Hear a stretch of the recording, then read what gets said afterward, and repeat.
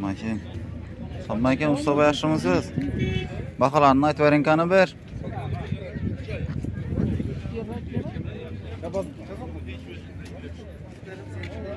Fakat talgan.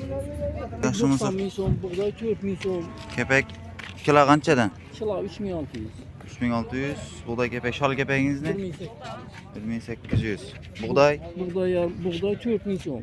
4 bin. Bu yarması 4400. Bu uşak mı? Bu Durmuş mu? kubik o, elem. Neçe son mu? 3200. 3200. Şurot 6300. Şurotlarınız 6300 tane. Kalkanınız ne? Nepis güncara 7300. Cara ne pis mi bu? Çopra gaza Neçe gelir. dediniz onu? 7300. 7300. Haltağa 90 dediniz mi o mu kepekti? Yine ortakla. Gerek olsa dastap kemet beri öğres köpüre alsa. Nömerinizi hem kaldır verelim. 99'da. Tamam. 356 16 95. 356 16 95'ini ortakla telefonu öğresle. Yetkazip beriş hizmetten var eken.